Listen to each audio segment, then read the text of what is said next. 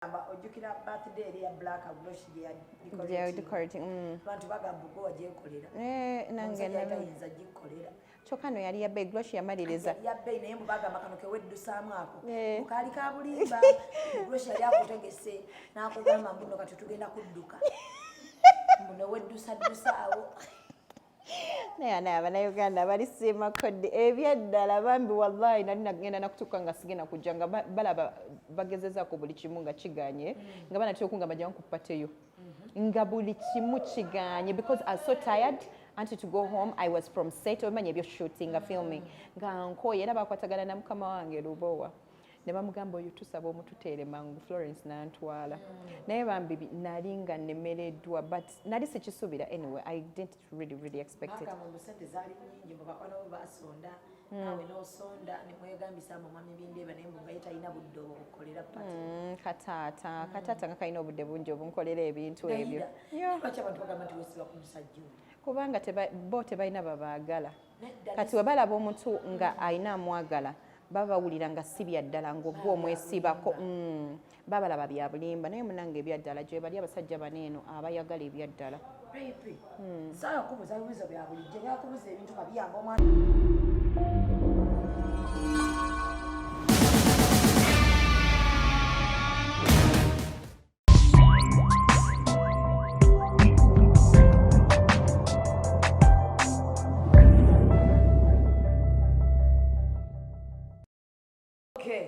mwenanga bwe mukimanyi amanya gange mugamanyi bulinyo setaaga kubanga ngoogerayogera naye kubanga kuliko eyakajja ku mutimbagano neetaaga ogwogera shabe manja gemanya gange subscribinga likinga ate era sharinge olunaku olwaleero lunaku lwakutaano enkya lunaku eno wiiki yonna twagiwadde rape enkya ennaku z'omwezi zirinnya tugenda kubeera ku labonita ate nga mwana muwala apremieringa movie ye from Heart to healing.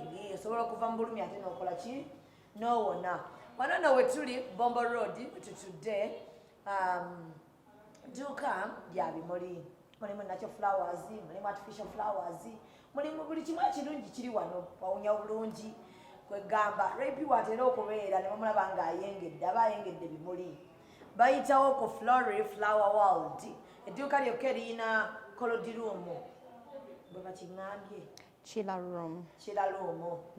Yes. Fridge. Fridge we baterekera ebimuli ebiri nacho. Not so. Ebimuli bisabyo bwera mwami bindeeba. Totandika bintu byakwekuza nkwawo. Byebandeetera ne ku Valentine. Bano be bakuleetera. She's the one who surprised me. Mwami bindeeba gwe yakwatagana naye.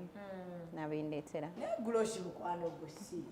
Era kyali kimanyikiddwa abantu bamanyi n'okugamba abantu bagamba ojjukira birthday ya black blush gye decorating abantu bagamba go wagyekolera nange nayinza gikolera kyokka no yali yabbe glosh yamaliriza yabbe naye mbagamba kano keweddusaamu ako mukaali ka bulimba glosh yali akutegese n'akugamba mbuno kati tugenda kudduka mbuno weddusaddusaawo naye abannayuganda bali Semakodde ebyaddala bambi wallahi nali nagenda nakutuuka nga sigenda kujja nga balaba bagezezaako buli kimu nga kiganye nga banatera okungamba jja nkupateyo nga buli kimu kiganye because I was so tired until to go home. I was from set omanya ebyo shooting nga filming nga nkoye era bakwatagana na mukama wange Lubowa ne bamugamba oyo tusaba omututeere mangu Florence n'antwala naye bambi nali nga nemereddwa but nali sikisuubira anyway I didn't really expect it. Sente zaali nnyingi mubakwano basonda nawe n'osonda ne mwegambisa mu mwami bindeeba naye mbuga ye talina budde obukolera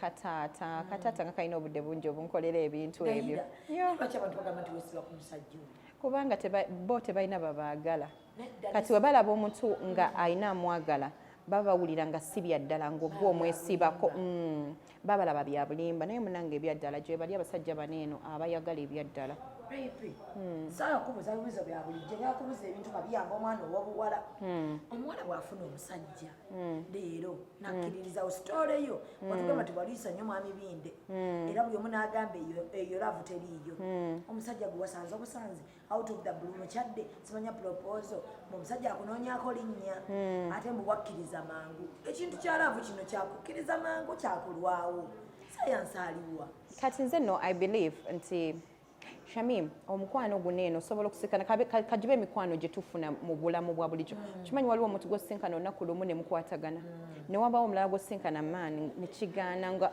owulira ng'okisika busisi nga mutuufu ye yakulema okitegeera kati era waliyo n'abandi abesaaza leero nga balina mu bufumbo naye ng'era babba baabwe si bakwano baabwe nga naye gy'ali mu fumbo kaakati n'osobola okusisinkana omusajja ng'abadde n'abantu 100 kyokka gwe ow'ekikumi mu omu n'akusisinkana omusaayi gwe ne guconnectinga n'ogugwo. I think that is what happened. Ate let me tell you, fate is real. Like ebintu nti kino kirina okuba bya ddala. Yeah, things happen to Shamim. Oyinza okubeera nga kangamba oyagadde abantu bonna bonna naye nga Katonda yakutegekera olubiriziro somewhere. Nga bw'oba tonna lutuukako nga toli settlinga wantu. Kati nze I believe nti me and my husband just why tetunatuukagana kubeera nti ono lubirizirwa munasinkanye munne. That is why naye era tekyatwala sijja kugamba nti no yankwana leero enkya nenzikiriza no. My husband yasooka kuba mukwano gwange okitegeera kati ate ffe tubadde tumanyi mbu bwe mwesanga ettaki ne mweyagalako olwo mulokkiriza. No, that's not true. Omusajja wange yansinkana nankwana olwo lunaku lwe twesinkana ettaki naye ne mugamba I was so open ne mugamba I have someone nangamba oh okay but me I would want to marry you. Like are you married? I wasn't married by then. No, he said but me I want to marry you. So ne mugamba Emikwaano nga mpulirira ddala like you know it's how can someone just see you today and then they're telling you I want to marry you? You don't even know me. You just see me on TV. He's like, I want to give you time. Like, go and think about it. But whenever you are ready, me, I am ready to marry you. I don't want to date you. I want to marry you.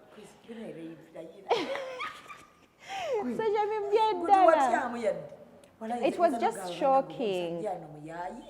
No, it was just shocking. For nga sikiwuliranga ko nti omuntu akulabye and they want to marry you. So buli omu n'agenda but ngenda entuukagana kati nze muto gwange nali nkibaza nti bwe ntuuka Uganda I'm going to block him because simanyi vuma abantu. I don't abuse people. I give people reception, good reception. I love people. I am very kind and social.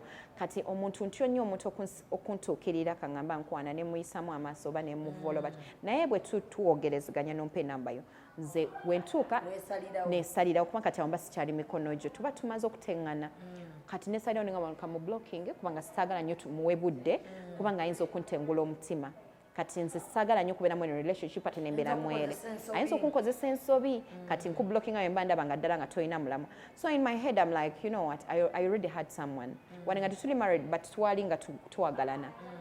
So I'm like when I get to Kampala njamu blocking laba when getting stuck ku airport. When I got stuck at the Turkish airport na nkubira essimu nga ono gamba omuntu yali atambudde kati yali atuse Amsterdam nkubuuzeeko like did you travel because me and now traveling yatambula earlier than me kati nga ono gamba yatambudde then natuka Amsterdam kati ate naffe nga eno we tutambula. So nali nkyali ku kisaawe nambuza is everything okay like enyonyi or because sometimes enyonyi zituleka so I just wanted to find out as a friend. Ne mugamba I'm stuck ABCD nangamba what yes nga ndi puzzled actually yankubirira mu budde obutuufu where I needed someone to talk to that time you understand nga ndi puzzled nga saga kuteeka bana enebewaka ku bunkenke nti I'm stuck bichi nomugamba omanyi ndi stuck ate kakati oyo ng'abeera very very busy ate kakati waliwo n'omuntu sometimes gwolaba ng'ogamba naye era kati newe namukubira kansoke njagala nnyo kusooka finding a solution before I put kubanga kati nga nkirowooza mu nengamba singa mbadde Uganda it is understandable naye kati omuntu ali ettake ddala mazima omusajja atunewe kuba ki agenda kukola ki ekikulu sentence yinako zaali zakubeera nti kusasula ekyo kyolimu then you leave era yandiŋambye you pay and what and then ekyo kiveemu so kati nengamba nja kimunyumiza after tibanange nagetinze stuck ABCD ngera onogamba nti kati ntuuse kankunyumiza olugendo lwange so munayo yankubirira ngera omuntu wakubiridde mu budde obwo nagamba mbadde nkyalina byemaliriza I'm kind of stuck ABCD nagamba oh my god sorry about that so can I help namugamba not really ngezaako okufuna ticket endala ngende because I have to leave by all means tonight nagamba okay allow me buy you another ticket okitegeera so nampeereza nagamba give me your bank account nkutekereko sente manye nayo njogera ya kitiibwa nzikiriza nkugulire yaŋŋamba nsaba onzikirize nkugulire ticket Of course, ng'omwana omuwala ayagala ssente yategeera ensimbi. Waliwo omuntu ayinza okugana ssente z'obwereere. So money minded. Naye nze ndi money minded because nange nzeekolera. Yeah, I work so hard. Kuba saagala mbeera mbi nze Shamim, embeera embi yantuuka. You people, you don't know what it means okwebaka. Like, you don't know what tomorrow brings. Omanyi okwebaka nga tomanyi kyankya. Exactly. So nabikoowa. That is why nze saagala mbeera mbi. Mu butuufu omuntu nze nagamba Allah ne mugamba Allah byonna bikole naye tonziza mu mbeera mbi. Wallahi njitya. Bwe kiri kubanga sijaagala. Era nze namugamba it's okay nampeereza ssente. Kati nengula. So nenzana Uganda kati nga ndaba sikyalinamu blocking because he was kind. That nze me an act of kindness. But it is an act of kindness. Yes. Kati nakirabanga mu butuufu kale newe tuba tetwagalanye kalabire mukwano gwange because mbayina abankwana neŋŋaana ne bafuka mikwano gyange ate ddala abali ebweru. Naye nengamba it is an act of kindness. I love it when someone is kind. Nze njagala nnyo abantu abali kind. Omutima gwange, my name means omusasizi. I am kind. I know. Very kind. Kati when natuuka eno bambi nengamba sijja mu blocking. Mulimu. I know. But you mochimanyi nawe. Yeah, but you know when you find me in my free time, I'm not like that. I'm a very humble girl. I know.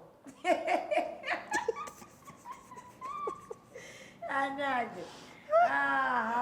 Bideba yajja n'amaanyi bannange waliwo omuntu gwoga akandike naye nga naye bannange nga naye azze banna omusajja oyo yajja n'amaanyi najja nampa obudde najja nankolera ebintu najja nga simanyanga alina ebintu panayinga ebintu byonna binanze kankubulyeko omusajja oli nga alina omukwano gw'abazungu naye bannange bindeera omuntu akulowooleza nti kale gayanze mmire nga gwogaaya nakuyambako mmira nze era mbiwulira ng'obyogera neŋŋamba abantu nga bawakana neŋŋamba laba nnoono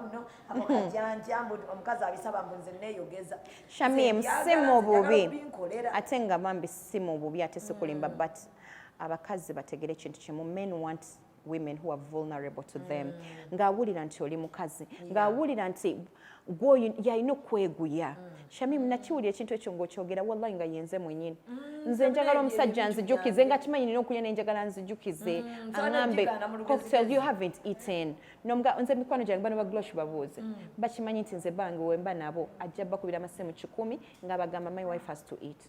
Please remind her to eat. Wallahi nze mami wange kati fe tubyogera kati wembyogera nga gobiyina muli ogamba Shamim talinda era nze nakiraba abantu nga bawakana and I told someone I was with because of my scholar interviews but I told someone I was with I'm like I swear to God it is very possible and it is real ate abasajja babya abasajja nga leka nkubulyeko omusajja abakazi baliyo naye tebamanyi ngeri gye baagala abasajja baagala abakazi nga we nagambye vulnerable kitegeeza kakkana obeera omukyala okitegeera tokkizi kusigwa olina okubuuza buli dakika omusajja walidde yakubuuzaako it is okay nawe omubuuza but ye yalina okusinga okubeerako okitegeera nti mukwano nno abcd mukwano nno simanyanga kino mukwano nno nze njagala owange nambe banange nze simanyi nakumanya ate yo oli abisobola nnyo n'akimanya nti nno olina gy'olaga naye nga yalina okujjukiza honey you're going to be late naye nga akimanyi bulungi nnyo nti nno bulungi nnyo nkutidde saagala nnyo bantu bano kubabuusabuusa bintu proposal yo abantu bagamba mbu wajja onyumye mu pinki nga mwami binde ali mu pinki batimbye pinki naye mbu neweereeta n'obitunya n'ogamba mbu n'okaaba neweefukamiza kyo kambu nga wenna olabikira ddala nti obimanyi Mama wamanyako nti bagenda ku proposing. Okay, now this is what I want people to understand. Olunakura proposal yange is my husband's birthday. So me as preparing for my husband's birthday era nange nali nina gye mutegekedde. No, na preparing like nga wono gamba nali nkwataganye ne bano ba glosh mikwano gyange. So as with the spices, glosh and so many others. Nze nze nategese nabatumye because dali batadde babere in charge. Bantegekere naye nali mbagambye ku sky. Era nze Spice agenda okundeta ku Sheraton yali angambye alina mukwano gwe gwayagala ndabe, then we continue to Sky, twali tugenda ku Sky. Omwami wange kyovala naye nali mukoledde that court. Najambala eri. Yes, kati nga nali mugambye nti ajje like we meet. Kati nga banomba papia. My husband is going to reaching a CEO. Bichi, you understand? Okay, by then he wasn't my husband. But ngamba gamba nti no cocktail agenda tuka nga tsakola che sinatuka. Of course I already twali cocktail. You understand? So kakati nze bwe nategeka. Kumbe nabo tebategese bategeka in the same place. Nene bategeka in a room, then ne bategeka once proposal. Nze so birthday era abaaliwo we twamaliriza dinner, we went to the room where they had organized the birthday. Naye nze nali manyi bategese ku Sky because they were the ones I just gave them money. Kumbe they had changed bo bakola byabwe. That is why I was so in shock. So in shock. Nakulaba nkati abantu kyebeebuuza. Abantu bye bawakana bino. Nti go wali mu shock omusajja ono yali akugambyeko. Ntiche. Ngakugambye nti naye nja ku proposingira lumu. Teyatyamu nti oyinza okuganda. No, my husband yali azenga already tukola na kuchala. Twalijukira my kuchala was on the weekend. Yali ya Saturday. My husband came in like on this weekend ngokwanjira okuchala kwange kwa Saturday. Nga naye tomanyi nti ana propose. Yes, I didn't know about the proposal. Then nali manyi tugenda mu kuchala. Nakuba proposal. Yes. Era Glosh oyo. Anti okirungi kye yafuna ndoza yakwatagana ne Glosh. Ate Glosh amanyi nnyo. Amanyi nti nze kino kimulyo kigula enkivume. Amanyi nti saagala kikulu saagala nze na bintu bya layisi. I know. Nakulaba wano ng'ogamba mbo nze saagala bannange kubanga siwunya bulungi saagala biki ne bagamba nno yeeraga ki weeraga ki. Omwami wange bwe yankwana ekisookera ddala yankwanira ku nnyonyi yansanga siri bubi. Kuba ne gwe nalina yali ali bulungi nnyo times a zillion. Yali bulungi nnyo so nali siri bubi. Era ne we yansangira nali ngenze nga ngenze kwesuubulira bintu byange ku shopping. I had my money. Okitegera negulidde. I love good things. Nze leka nkubuulireko Shami. Saagala mbeera mbi nagikoowa. Buli kirungi kye nsobola okwetuusaako nkyetuusaako nga nkyali bulamu enkya simanyi. Life is not guaranteed. Tukola sente ne twekodowalira ne tubanga tetwagala kuzeetekamu because tutereke oba tutereka ki I don't. It is okay saving but no, let the future yemanyi as in nze oyagala kagoye kalungi ojja kambala nviiri ozisiba. Leka nkubulireko ekaba kakadde nga nakaboneeboneredde nja kulya akabiri. Kiwulira? Nja kulya akabiri ekinaana tukitereke naye nga ndiddeko abiri sijja katereka konna. Nedda. Sina gatereka kakadde nkyabalala bakalye nga nze saakalyako. Mibinde yakusanga n'omusajja. Wakikola otya? Omusajja wagenda n'omugamba straight nti nafunye omulala. Kubanga nti bakituzibuwalira ffe abamu. Era kyanzibuwalira nnyo nnyo ate ovanga ku muntu nga naye yali akwagala yo nga talina kyakoze. It was one of the hardest things for me, but I had to because in life you need to make tough decisions sometimes. Ddala nga abasajja, you know you can have a man ng'ali akwagala naye sometimes kati ddala bano abantu abali busy nnyo baba tebali ready. Asobola okubeera awo ne mwagalana ne muzaala n'abaana naye ng'okujja ewaka obudde obutabulaba. Nga tabulaba nga nza n'okubuuza mwagala ssente mmeka ewaka. Nzibawo nti miliyoni 10 ziizo naye sijja kusobola kujja. Ndi busy. Nkutidde anti kakati jjukire planning omukolo teguba lunaku lumu. Ojja mwetaga mbino ate hani munango olina okwegeza mbinde oyo nga namusumbuwa because ekituufu baba balina okubeera part of this so that towulira nti kirimu wekka ekyo nali sikyagala. Yes, najja bulungi nnyo. Yes, era nze leka nkubulireko Shami.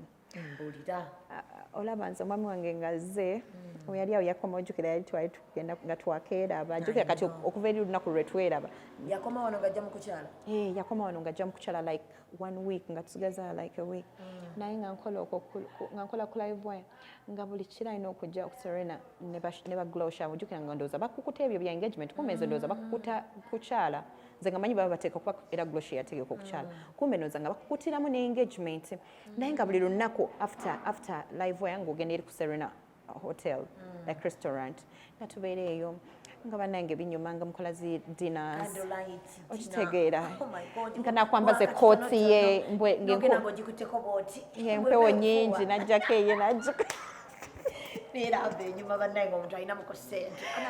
Abanaku banange munaatusonyiwa naye bannange bwavu tebwebeereka.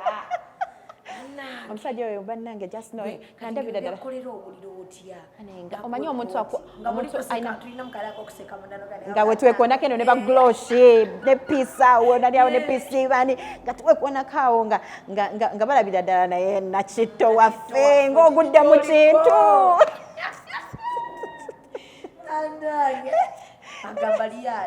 nga bagamba bannange naye mpaka leero one thing I want to appreciate my friends for bambi mikwano gyange kuviira ddala from that because abantu aboogera ku mwami wange tebamumanyi they don't know him but my friends have seen my husband from day one era ne bategera omusajja onayagala mukyala we nze glosha ekintu kyonna ne baseka ne bagamba bano tebamanyi cocktail nedda abantu tebamanyi nti waliyo laavu bwetyo ekirala engeri abasajja gye bakubye ennyo abakazi abasajja badisappointinze nnyo abakazi buli mukazi alaba ekyalaba bya bulimba omusajja alaba ekyalaba mutuleekaana nnyo mwasama nnyo omusajja agenda kukukyawa otukaabirire naye ere banna ebindeeba kati ate nze Shamimu ndi wanjawulo nnyo nnyo nnyo wembeera ate ddala nga ndi n'omwami wange olaba obikola oli naffe ebyekisisiro nebintu byekisisiro leka bikola ojja kuntamamu munnange kati imagine omusajja era agamba nnyo abantu eyo kati naye eri ewaabwe gy'abeera ngabagamba naye omwala oyo ddala nga yakanfuna leekaana nnyo omusobola otya biki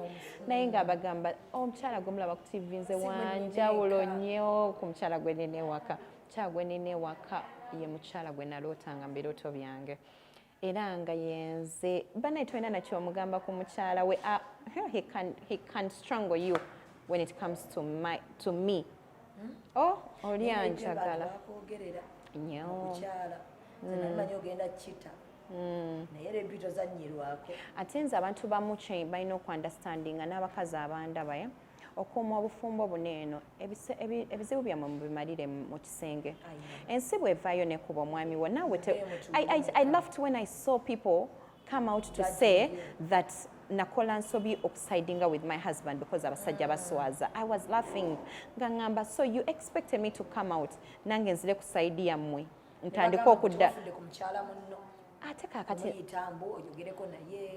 no, I did all that. I did all that, by the way. But which is okay. Which is okay. And I'm not here to please anyone. I am here to please God. God, yes, Katonda chamblessinze buno bufumbo. It is because fe twatambulira ku mazima abalala ne batambulira ku bulimba. Kati fe batambulira ku mazima kyobala tukyali ku mulamwa. Kunansonga obulimba tebuwangaala. Wallahi bw'olitambulira mu bulimba one day bijja kuvaayo ate nga nkulayirira nti era bijja kuvaayo kulwa nsonga obulimba tebuwangala nze natambulira ku mazima abantu ne baleka boogere kye baagala naye era batuuka ab'obulimba nze simanyi wajja ebyadda oba byakola bita I don't know. No, me the last time I had was my husband yakomawo mu ggwanga and the police called the woman to go for DNA omukazi n'agaana n'abula. So until today, I don't know where she went. And why would I? Atele kamboze. Okumanyanga. No, Shamim. Abantu olumu nga tebannaba kwogera nnyo. Basooke bakozese ku bwongo bwabwe. Omusajja ng'ozze n'onsanga nga naye ogamba rape ono mwana wange. Nsobola okugamba njagala DNA. Nga gwe ongambye nti ono mwana wo. Nsobola okugamba nti mukwano kakasa nti mwana wo njagala DNA. Can I? Definitely, me to ask for DNA, it's because my husband wanted DNA. Ngagamba from day one, he has asked kubano mwana tamulabanga ko ayagala DNA. So without DNA, yagamba, I'm not taking care of the child because omwana bamunyema from day one. I don't know about the child. Era natukana kwa makuba bagamba yaleka ino msaigwe. Rachi yaguleka is because yagamba whenever the woman is ready, she can go for DNA. Omchala mwamuli amawuli nagamba nti omso tagwe siga. My husband took a plane and came back. Never again mpaka ku police. They called the woman omukazi n'agaana. They took her patrol until over where they could find her. Nga she's nowhere. Okitegera n'abavaako. Anti ekyo kyenkugamba. I don't know. Kyenkugamba nti ebintu by'obulimba tebiwangala because vampires ebintu bingi. But whereby I want people to understand tewali yanfunira mwami wange, and when it comes to my husband, I will come out to the public and say no, he didn't do it. Unless nga nange mbutufu. Waliwo ekintu kyolabirako ddala. Naye waliwo ekintu nga kiri obvious. Thank you. Naye nze bwe ntuuza omwami wange ne mugambako kati sooka ombuulira amazima ge gali wantandikira okwo nakubuulira. Exactly. Nagamba ate abo abantu ababaddeko ebweru tebalimba. They are so straight. My husband nakugamba ABCD. Nagamba, my love, I'm sorry here, but here it is not true. I don't know this person. I know this person here. It was like this. This was like this. Kati because nze ate for him he's not that strong like me, because nze byamawulire mbiruddemu ye tabimanyi. So he was so broken, but because he has a strong pillar, which is me, definitely ye kati sawaza kati ne woba omugambye ekitanyeenya. Naye kimanyi omusajja agenda kukwagala nnyo kuba ate mu biseera bye yasuubira nti ojja mulekawo tewamulekaawo. Era ensi yonna alowooza nti ojja kugenda. Anti awo okukyala era bintu byayunye kati n'abaleetera okwanjula. My husband actually told me about kwanjula nga sikkiriza. Like out of the blue, nali ndaba twakukola okukyala nga kwamaanyi naye ndowooza nga wulira ndowooza nga bagamba okukyala tekuprovinga bufumbo. Kitegeera. Nali ndi awo nangamba, my love, I want us to do kwanjula. Namugamba, but cocktail, we just did kuchana. It was a beautiful one. Nangamba, I understand, but I really want us to do this so that Chiveo. Mwanange all of a sudden, and he stood as a man, yenga yeba, binanonya senteze, nanonya senteze nangamba, give me your budget, nkole mpola mpola. Watuza meeting. Zenatuza meeting wakangamba buli nti ono taita wano, ono afuluma. Abafubuuza mugenda kukola mutya ono ABCD, you understand, atayina kaadi toleta chaliwo omanyi ebye family because mwino omukole wakajja kuleta ne mikwano gya gundi kati it was just to take them through on how the mukolo abayagala mikwano gye nga ugamba, hey, I have Glosh, I have Mama Robs, I have like peace, like nine mikwano, people who are around nga bo bawulya kibakakatako okubeera nti no they support you. Definitely olina ava nagamba nkwadde bwesti nga naye bawanze because my husband talina nnyo mikwano mingi n'abakwano babati naye be baamuwa naye nga teyakola meetings era nkimwebaliza n'atakusonda yakuyamba singa olaba bayogera teyabayita meeting olwo singa waziyita kuba ye talina bwe yali agenda yiteeni kozi yandiyise banne baali nabo eri mu America. I know. Bagamba ng'omwami wo kyava tajjaako galubindi mufere biki omusajja akitajjaako galubindi mumulabye ne bajja nesenga nga yamuleeta amuleeta omulaga ensi omusajja natajjaako galubindi bannange kiki kino kate tukirabangako nga ina ne bakanyama abantu ne beemulugunya nnyo bindeba lwaki tajjaako galubindi lwaki ababwanjula yazijjako waina we wajirawo n'atabuko besanyu yalijjagwa omuja wulira ki bannange binde batajjawo galubindi bina nazina kuba binde bayita zina n'okukyala bambi teyazina tamanyi nga tunna nnyo wansi waati ate kati kukyala jjukira yali yakajja bambi ne bagamba awo nti kyaba tatunna mu bantu ati abo mukuba ebifaananyi abantu bamumanyi bambi kati bamumanyi sinnabakuwulirayo bagamba yabafera eyo defendinze omusajja sinnawulirayoko nga bagamba nti naye nze nabagamba nti buli wabaawo yakufera naawe nga gy'oli eyo naawe ejjangu kusasule walemedde basasula anti waba yabafeera ate kakati nze mukyala we tukole ki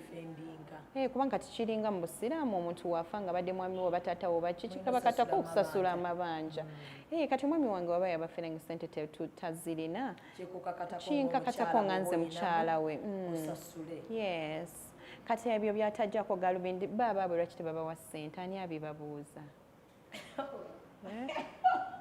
nebinde bakayina ensonyi. He is no, but naturally, okuva when I'm sinking, he just loves shades. Waliwo abantu nga naturally they love shades. I think the light. The light naite mkola na bulungi nnyo amaaso. Yes. So he just loves shades. Ngomuntu he feels comfortable with them. So newe tuba tuli just the two of us, or when he just feels comfortable. Chokate nze nange mbeera ngezaako nnyo okuzeemanyiza naye ne zigaana. So buli muntu alina kyayagala. Nina omwana mulwadde w'amaaso light emuyisa bubi. So galubindi tuzimuwa muwala wange tajja ku galubindi kati ye naye nga ye omuntu azaagala yakimanyira yes I should say yakimanyira he just feels safe, he feels comfortable, he feels good with the shades. Yagadde bindeeba abantu balya agenda kunswaza omusajja agenda okuswaza mbu abasajja b'omu America baswaza befuulafuula. Nze sirina musajja gwe ngamba taswaza, buli musajja asobola okuswaza naye n'abakazi era nabo baswaza, so it's like win-win, lose-lose.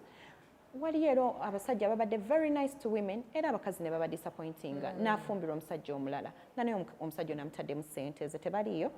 Kati ffenna we are human, tekiriko nti omusajja oba omukyala, ffenna tuli bantu, buli muntu asobola. Nange nsookera ku makya ate ne disappointing abindeeba. Why does it have to sound that it is always the men? The men, there are good men out there. N'abakazi gye bali ababi nga nabo beefuula balina embuto z'abasajja abalala nga bazirabiriza balala. You understand? Bo nga tebeeyogerako balina embuto z'abantu balala. They are in people's homes. Omusajja wa amwagala okamala naye ng'alina olubuto lwa muntu mulala. Kiwulira? Ali mu maka g'omuntu akola mu bintu birala. Kati nga bo tetuboogera, abakyala balina okukitegeera. Bino bwe bagamba mbu abasajja. I have also seen relationships that have ended because of women not being good. Omusajja n'abeera ali bweru, oli wano eno akupangisiriza ennyumba, akugulidde essimu gy'oyagala, akugulidde emmotoka gy'oyagala, buli kimu akikuwa, naye ng'opepeya n'abasajja balala wano. Kiwulira? Ng'abakyala bo tebavaayo ne beeyogerako. Twagadde nnyo okuwolereza abakyala, true, but we also need to understand that also a boy child is also a child. They need support. Me, I gave birth to a boy. So they need to understand that when I am like defending, to know it both sides. I look at a boy's child, I also look at a girl's child. Omuwala bw'aba mukyamu nja mugamba nti oli mukyamu. N'omulenzi bw'aba mukyamu, n'omulenzi nja mugamba nti oli mukyamu. Tuleke okukubira nnyo side y'okubeera nti men, they are good men, me I believe they are good men. Gye bali tonnabafuna, just tonnamufuna. Yes, don't. Give chances to people. You might get the right one nga tobadde omusibidde wabweru. Okitegeera? Tolinawo breakingira muko ku bintu ebiba bikogerwako ku bindeeba kati jjuzaawo nabiraba neŋŋamba awo bakyaliwo ngaali ku ki neŋŋamba ate baleese omuwala mulala twakava mu ntala ate baleese mulala ne batuleetera omuwala wa mu America ne batugamba oba musawo ne batugamba bituufu nze wano neyajjamu inbox yange nagamba bituufu wano mu America newo basula mmanyiwo oyo omuwala musawo biki neŋŋamba oli ku ki inbox tebakuweereza ekirungi nze emikono gyange gimmanyi nnyo tompeereza nnyo bintu bya kiseera nakuweereza bino mu inbox za social handles z'endala. I rarely go to those social handles inbox sizisoma rare. Mujja omuwuliza kati mujja wange oyo bambi n'omwami wange tamumanyi laire wallahi. Ate ekyala Shamim, abantu era nkyakiddamu waba okozesa ku bwongo obwo gamba ku mukazi ayingiridde rape ne rape nga bwe bamumanyi at least yekuba akafaananyi nga beebase. Kubanga bayagala kuswaza. They will do anything to take a sneak peek somewhere somehow kuba ayagala akuswaze. Kuba bakazi mulimu gwali gwakukakkanya bakazi bannaabwe wano. Omuntu n'atuuka n'ofuna olubuto ng'era talinayo kafaananyi naye amulumu just nze waliwo vulugu gwendaba n'enseka era nga ndi ekyo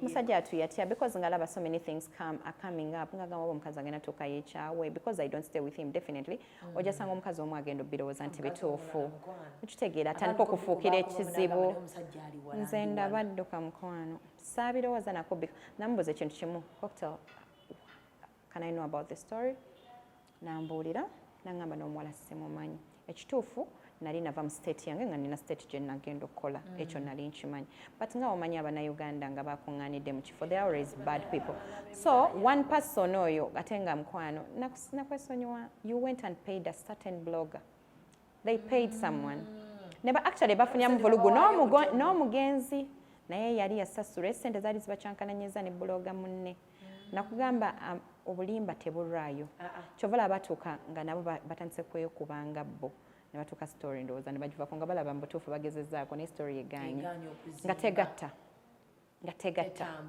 ne bagigatta kati nze ne ngamba I think what Ugandans want is for me to come out and say sikyali ne bindeeba that's why I came out and said bananga omusajja yankyaye nafunye omulala so that they can understand that you know what I love him naye I can move on.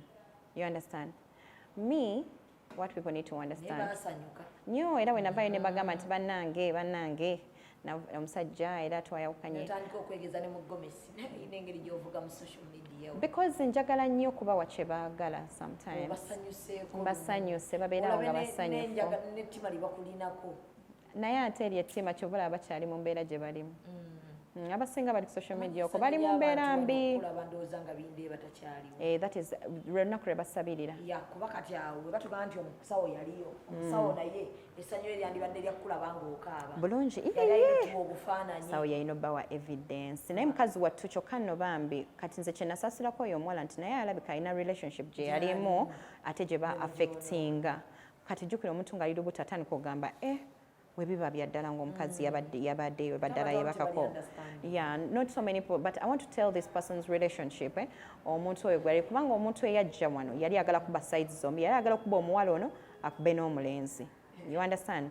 Kati nga we nagamba nti mmoyo bulijjo muyinako egundi kati kankireete. So yali agala okuba omuwala akube n'omulenzi. Kakati bambi omuwala n'alugenderamu nga naye takiinaako omutwe n'amagulu. So in their WhatsApp groups, yadde nakatono naye era nze sinnyonnyola era Shamim gonyinyonnyoza nze sinnyonnyola. I let people take what they want. That's why I scholar interviews. I don't do interviews because I owe nobody an explanation. This is my marriage. This is my life. Oba omusajja nkyai, oba omusajja njagala. What people need to understand, I am fully married to my husband, and it's gonna be that.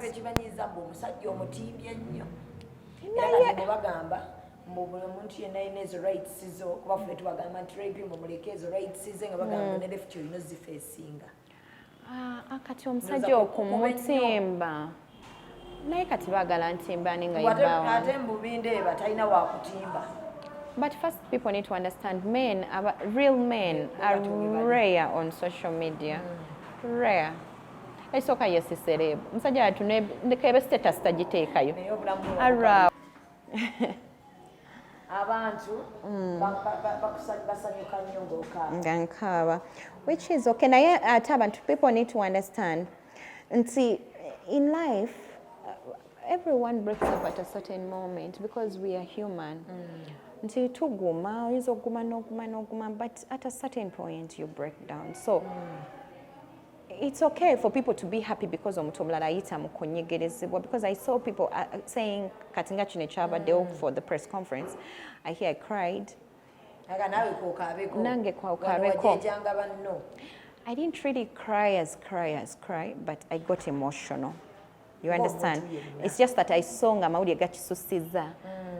I saw nga mawulire gakisusiza. Yakabi banange yakabi nagweri. No, I got emotional. Because ekyo ekintu ky'okubeera kubanga nalabye nga tazaala.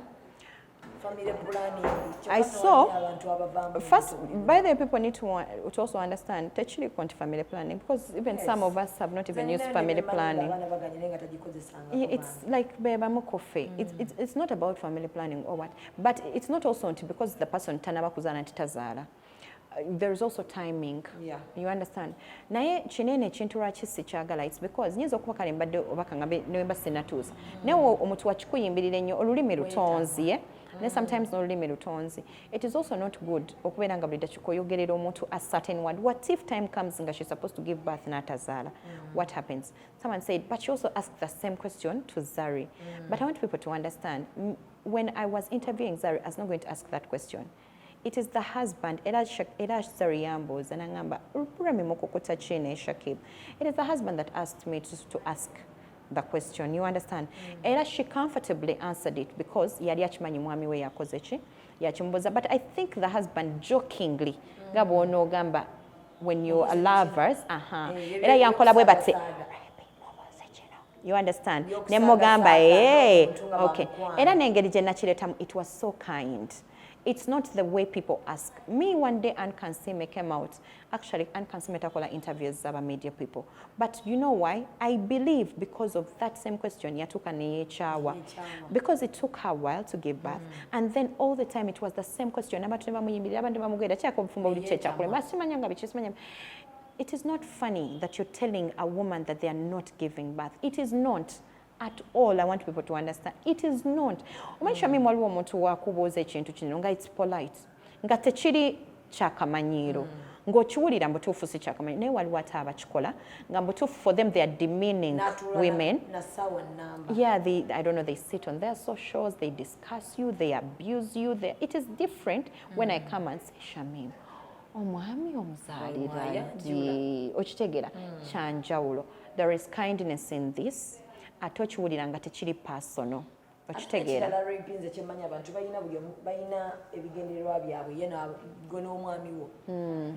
Yeah, kyekyo kyengambye. Exactly. Enchozaale. But me and my husband had a plan. Because tetwafuna nnyo time ya dating, ate tetubeera ffenna. Tulaawo okulabagana. Kati netwewa obudde nti katusooke tunyumirwemuko twetegeere. Yes, because omwana ono naye bw'ajja. Omwana naye responsibility nene. Bino bye tutambula ennyo tujja kuba tetukyasobola bitambula. Obudde nina okumuwa bungi nkola nange ng'omuntu nina okkendeeza ku mirimu gye nkola ABCD nfokasinga ku mwana. Bingi nnyo omwana by'ajjirako. Kati netwewa obudde. Naye nze nina okukkiriza nti when the right time comes, I'm going to give birth, inshallah, because people are not God. Katonda yagaba abaana, atera Katonda yatujjako abaana. The same way God wakes up in the morning n'agamba nti gundi yafudde. It is the same way God wakes up in the morning n'agamba gundi yafunye olubuto. So singa mukiteeka nnyo mu mutwe gwammwe nti singa kale n'abafa tugamba yalyose n'afa simanyanga biki you understand. Obeera nga somoza Katonda. Kubanga yajeewo omuntu n'ogamba yalyose n'afa ABCD. No, it doesn't work like that. Omuntu afuna olubuto wegamba, oh, congratulations. You understand? Because it is a prayer. It is a process. We don't even know, no one can explain it. Ko omwana wetasobola munnyonnyola bw'akuze mu lubuto nga we tutasobola kunnyonnyola nti omuntu wafa ne bamuziika kyekiddako. Ekyo tukirekere Katonda. I am just requesting, not in bad faith, but teka tuleme nnyo okukyokoza abakyala ku kintu ky'okuzaala. Nze nganze omuntu alhamdulillah nzaala okitegeera. Hey, I have a son and I believe, yes, I believe that I'll give birth. Lwaki abantu balowooza odduula nnyo nti ovumanya odduula lwakuba tolabanga ku nnaku? Era mu comments ezisinga balaga nti tolabanga ku nnaku bw'oligiraba toliddamu kudduula. Just abantu tebaagala kuwulira mazima. Naye ate nze wemba nnyonnyola ennaku gye mpiseemu abandabyeko bandabyeko nze sina we siyirebye. Njiribye ekibuga, that is why when I come out and say saagala nnaku. Kuba ogyemanyi. Nze nayita mu nnaku sina kye saakola. Ate era ne we nali mu nnaku eyo era nga saagala baavu. Nali mu nnaku naye era nga saagala banaku. Ge mazima. Nali mu nnaku. Naye ng'era saagala banaku. Era nze nga mukwano njagala nnyo kola emikwano eginteekako enjawulo. Muntu nga mugenda nyumya emboozi eyawukanamu. Okiwulira saagala nnyo tutuule nze era abandabanga ku Grand Corner eyo nakolangayo engoye biki. Nali saagala nnyo tutuule ku level gye tuliko ffenna tuba tulowooza bintu byebimu. I felt like that is why nze neeyawula neva ku Grand Corner nengenda ku Equatorial. Nga sente sinazituusa naye nga njaga, that is why I'm friends with Glosh today. But you feel she's developmental. You feel like I got new friends that actually pushed me harder. If you don't have a car, Glosh avuga. You understand, agenda kunyoka avuga nga gwe oli wa taxi oyina kunyonya taxi. Kati Glosh nga ajja kutwalako definitely ng'omuwala naawe oyagala opushinga okola ki naye nga ajja kugamba Repi lwaki togattawo kino lwaki tokola bwe bati because kati owulira nga emboozi ekoze ki the class twawudde class nagamba mutuufu we nasigala wano tetugenda era nkokakasa era nina be nakola nabo era nga mpaka kati bakyali Grand Corner ate era ng'embeera ekyali emu. Naye it is knowing what you want. When I come out and say, I repeat, when I come out and say, nti chino nayambadde engatto ya kakadde sometimes first and najije mu America. Okay. Tekuba kudula. It is the truth. Okay, you want me to come and say najije mu kaja? Era nina we najije mu kaja and I used to say kubanga nza abantu bangi nnyo bangula nkona kusango yambadde top naga o top yo nno njinga ngamba njitunda.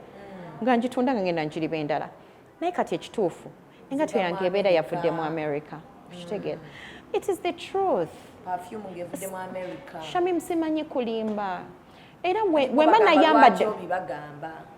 But some people, most of the times when I post bagala nnyo okumanya so that naye agenda akigule. Bagala nnyo plug me. Ekintu kye najje wa shaking style nkitaaginga. Kyova laba nti ntera nnyo okwongera kubasagala mutandika okuŋŋamba ate the shoe, ate the hair, ate the kino. I tag people. Era olaba nti wekiba sikyawanira nteekako shoe from my husband. So that temumbuuza ate engatto mukitegeere nti yavudde mu America. Namwe mufune abazzi baleetera. Kansiibule. Anakasembiyo sikaagadde. Ennaku z'omwezi njagala oyita abantu ennaku z'omwezi enkya abantu batuuke essaawa mmeka bambale batya kuba kakantu okataddeko ennyo essira kuba ogambye nti mu biprimiya za wano ennyambala yabwe togyetaaga nnyo tetera nnyuma kati red carpet omuntu bw'aba ajja ng'agenda okulaba ayambale ki bw'aba kale tayagadde nnyo kwambala oba kiso ayambale ki weyandikomye wandigamye nti red carpet yankale tagyonoonye agijjeeko atinako kokteeri wabweru abantu bagenda nyumirwamu kaawo omuntu ayambale atya atuuke essaawa mmeka ekisookera ddala bambi si mu bubi naye mugenda kunsaasira ngeri gye saagala bintu byajwa like just I believe even in Owino, kubanza nakola mu Owino najjanga engoye ennungi. I believe you can still get something nice from Owino. I believe even downtown eyina ebintu ebirungi. Kyensaba weefeeko tomanya gwanoonya omusajja oyinza omuggyaawo. Omanyi olumu abakazi naffe tetwefaako ate ng'oyagala omuntu omulungi oyagala omuntu agenda okuteekamu ssente naye nawe tumwenye tosobola kweteekamu ssente. Let it start with you. Don't all the time think nti this person yalina okunteekamu gwakusanze weepima kiweesobola teweesobola bw'aba takuwadde 10 can you still survive oba 10 eryo ly'osabye lirina okuyisa mu nsi kakati mbufunze weeteekemu onyume omusajja ajje akusange credit carpet ya rape nga tagenda kuwa mitwalo 5 kubanga alaba tezikusaana nga mbutuufu ajja kwagala akuwe 10 akuwe 15 akutwale mu kifo eky'obuvunanyizibwa mutuule mwogere akuwulize because yakusanze credit carpet ya rape that is one. So class is very important. Abakyala twetekemu class. So ngenda kusaba bambi mwambale munyume. It is a red carpet event. What do I mean? Glitter, elegancy. You understand? Yes. Look good. Look your best. Don't put on jeans and sneakers and what. Put on that nice heel. Akagato kokowuliranga kekana kagenda akatisotambula credit carpet. Kubanga ngenda giteekamu akasente nange. Red carpet yange ngenda giteekamu akasente. So come on time. Yeah. Dora.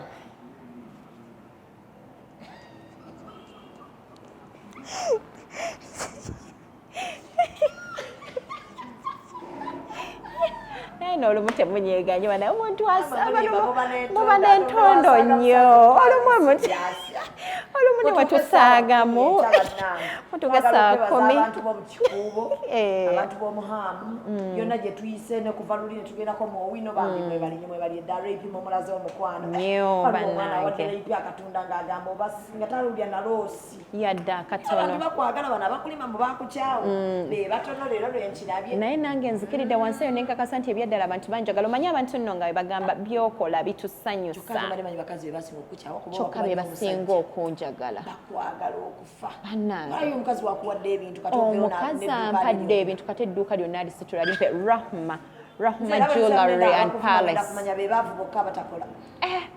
bannange mwebale ndoza bagala nnyo mama ham bagala nnyo bakwata mama ham akwadde sente zibazi nayo mbuyozi bwati nampa ningamba Allahu akbar bana buli yakutodde nampa nsaba Allah akuddizeewo nsaba Katonda ekirala kyenjagala okubagamba muyiga okugaba we mugaba tubasabira nzomanyi lwaki abantu bangi nnyo bansabira ebibi nga naye olumu tebintuukako nena bangi abansabira ate ebirungi kati esaala nena nnyingi ezinsabira ebirungi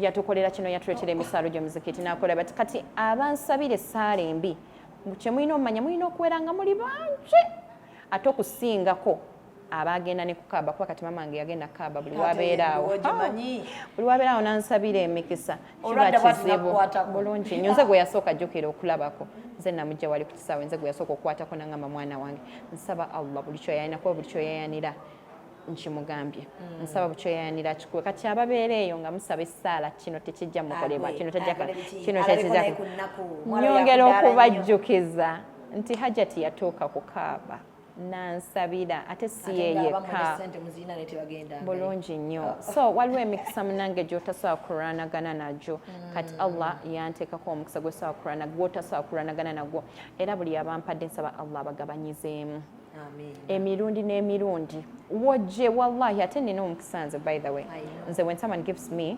n'ensiima nga tompadde bino byakamanyira ebyo ng'ompadde okuva ku ntobo y'omutima gwo ofunamu era nzikiriza nti Allah agenda kubaddizaawo abagenda okujja mu show yange namwe nsaba Allah we mutodde abaddizeewo nsaba bawe kyemusinga okwagala bye muyayaanira nsaba tujjuze laboneta kuteeka balabe baffe kaseko ku matama temujja kafuna okitegeera emitwalo 3 mwogera nnyo bawala mmwe naye mugamba agenda balaga ennaku z'omwezi enkya it's actually tomorrow okuyingira emitwalo 3 emitwalo 5 ne tables akakadde bantu baguze tables nange mwebale munange zigenda kujjaamu mu labonito mwe mujje mulabe we zigenda mu labonito nga za ddala kyokka ate nga bangi n'abasasudde bambi nga tebagenda kujja nga they are simply supporting so they bought tables just to simply support mikwano gya mwami wange banaye mikwano gy'omwami wange cocktail budakika baweereza peace sente I found this one, she said she wants to support. So I put money for you. I found the other one, then he also wanted to support. One pack of bows, sit them. Siliko fyanga njala kala se. Bawo yali anze so kumata kumani sina kenali de. Yo gende baba. Bye.